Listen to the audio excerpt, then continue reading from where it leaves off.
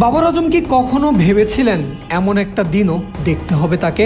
শুধু সময়ের না, পাকিস্তানের ইতিহাসেরই সবচেয়ে প্রতিভাবান ব্যাটারও বলা হয়েছিল তাকে।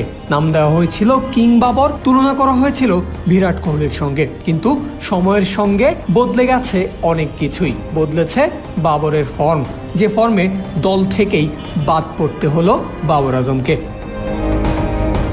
বাংলাদেশ সফরকে সামনে রেখে 15 সদস্যের ওয়ানডে দল ঘোষণা করেছে পাকিস্তান ক্রিকেট বোর্ড। 11 থেকে 15 মার্চ ঢাকায় অনুষ্ঠিত হবে 3 ম্যাচের সেই সিরিজ। সবগুলো ম্যাচই হবে মিরপুর শেরেবাংলা জাতীয় ক্রিকেট স্টেডিয়ামে। টাইগারদের বিপক্ষে পাকিস্তানকে নেতৃত্ব দেবেন শাহিন শাহ আফ্রিদি। তার নেতৃত্বেই সাম্প্রতিক সময়ে ওয়ানডে অবকাঠামো সাজিয়েছে পাকিস্তান।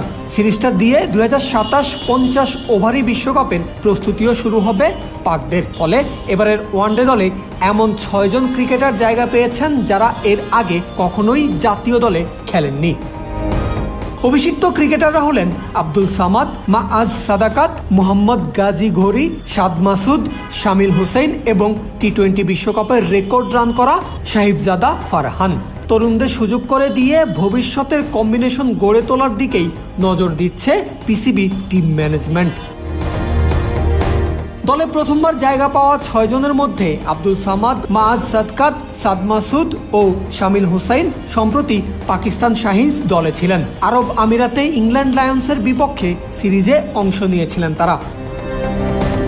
ক্যাপ্টেন আফ্রিদির পাশাপাশি সিরিজে অভিজ্ঞ বাকি ক্রিকেটাররা হলেন আবরার আহমেদ, ফাহিম আশরাফ, ফয়সাল আকরাম, হারিস রাউফ, হুসেইন তালাত, মোহাম্মদ রিজওয়ান, মোহাম্মদ ওয়াসিম জুনিয়র ও সালমান আলী আঘা।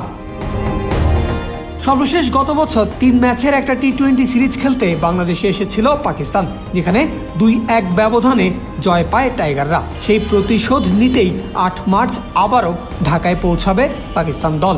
10 মার্চ অনুশীলন শেষে 11ই মার্চ প্রথম ওয়ানডেতে মাঠে নামবে 2 দল। সিরিজের বাকি 2টি ম্যাচ হবে 13 ও 15 মার্চ।